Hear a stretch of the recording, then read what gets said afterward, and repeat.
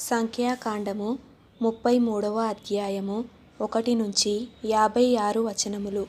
మోషే అహరోనుల వలన తమ తమ సేనల చొప్పున ఐగుప్త దేశములో నుండి బయలుదేరి వచ్చిన ఇశ్రాయేలీయులు చేసిన ప్రయాణములు ఇవి. మోషే యెహోవా సెలవిచ్చిన ప్రకారము వారి ప్రయాణములను బట్టి వారి సంచార క్రమములను వ్రాసెను. వారి సంచార క్రమముల ప్రకారము వారి ప్రయాణములు ఇవి.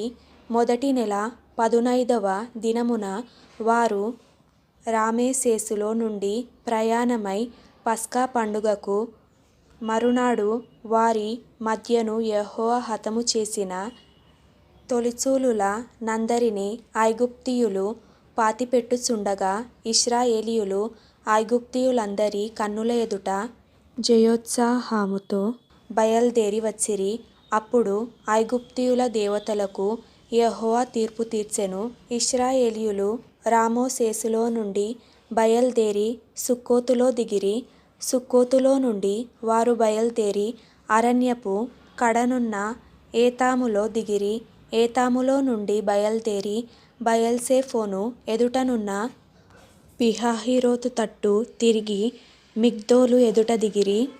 పీహహీరోతులో నుండి బయలుదేరి సముద్రము మధ్య నుండి అరణ్యములోనికి చేరి ఏతాము అరణ్యమందు 3 దినముల ప్రయాణము చేసి మారాలో దిగిరి. మారాలో నుండి బయలుదేరి ఎలీముకు వచ్చిరి.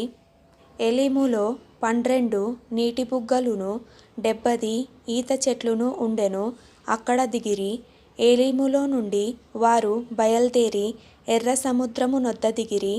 ఎర్ర సముద్రము నొద్ద నుండి బయలుదేరి సీను అరణ్యమందు దిగిరి. సీను అరణ్యములో నుండి బయలుదేరి దోపకలో దిగిరి. దోపకలో నుండి బయలుదేరి ఆలూషులో దిగిరి.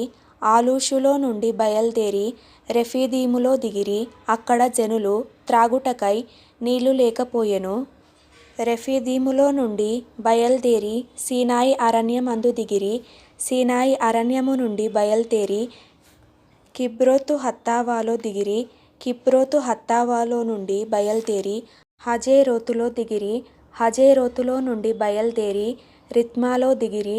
రిత్మాలో నుండి బయలుదేరి రిమ్మోను పారేసులో దిగిరి. రిమ్మోను పారేసులో నుండి బయలుదేరి లిబ్నాలో దిగిరి. లిబ్నాలో నుండి బయలుదేరి రీసాలో దిగిరి. రీసాలో నుండి బయలుదేరి కెహేలాతాలో దిగిరి. కెహేలాతాలో నుండి బయలుదేరి షాపెరు కొండనొద్ద దిగిరి. షాపెరు కొండనొద్ద బయలుదేరి హరాదాలో దిగిరి. హరాదాలో నుండి బయలుదేరి మకేలోతులో దిగిరి. మకేలోతులో నుండి బయలుదేరి తహాతులో దిగిరి. తహాతులో నుండి బయలుదేరి తారాహులో దిగిరి. తారాహులో నుండి బయలుదేరి మిత్కాలో దిగిరి. మిత్కాలో నుండి బయలుదేరి హష్మోనాలో దిగిరి. హష్మోనాలో నుండి బయలుదేరి మొసేరోతులో దిగిరి. మొసేరోతులో నుండి బయలుదేరి బెనేయాకానులో దిగిరి. బెనేయాకానులో నుండి బయలుదేరి హోర్ హగ్గిద్గాదులో దిగిరి. హోర్ హగ్గిద్గాదులో నుండి బయలుదేరి యొత్బాతాలో దిగిరి. యొత్బాతాలో నుండి బయలుదేరి ఎబ్రోనాలో దిగిరి.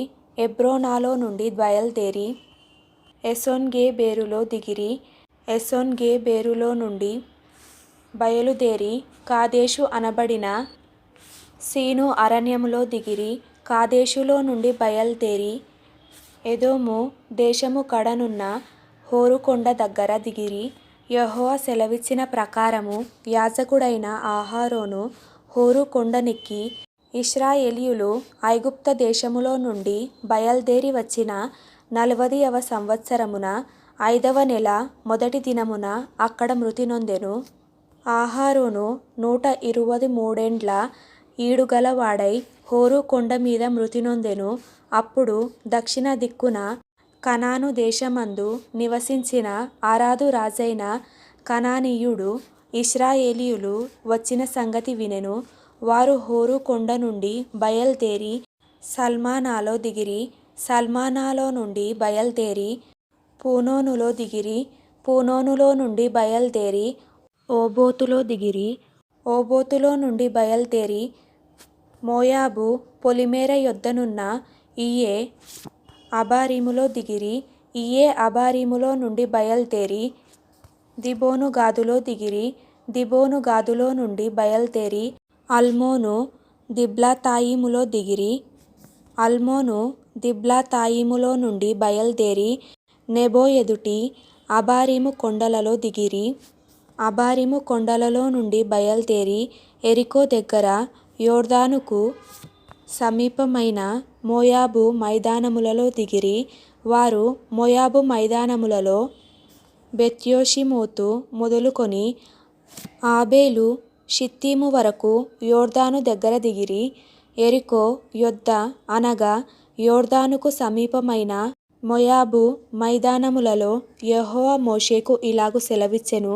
నీవు ఇశ్రాయేలీయులతో ఇట్లనుము, మీరు యోర్దానును దాటి కనాను దేశమును చేరిన తరువాత ఆ దేశ నివాసులందరినీ మీ ఎదుట నుండి వెళ్ళగొట్టి వారి సమస్త ప్రతిమలను నాశనము చేసి వారి పోత విగ్రహములనన్నిటినీ నశింపచేసి వారి ఉన్నత స్థలములన్నిటినీ పాడుచేసి ఆ దేశమును స్వాధీనపరచుకొని దానిలో నివసింపవలెను.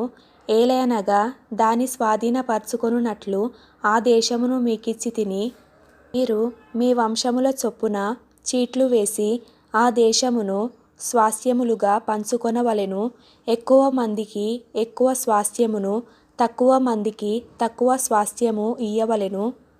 ఎవని చీటి ఏ స్థలమున పడునో వానికి ఆ స్థలమే కలుగును. మీ తండ్రుల గోత్రముల చొప్పున మీరు స్వాస్థ్యములు పొందవలెను. అయితే మీరు మీ ఎదుట నుండి ఆ దేశ నివాసులను వెళ్ళగొట్టని ఎడల మీరు వారిలో ఎవరిని ఉండనిచ్చెదరో వారు మీ కన్నులలో ముండ్లుగాను మీ ప్రక్కలలో శూలములుగాను ఉండి మీరు నివసించు ఆ దేశములో మిమ్మును బాధపెట్టెదరు. మరియు నేను వారికి చేయ తలంచినట్లు మీకు చేసెదనని వారితో చెప్పుము.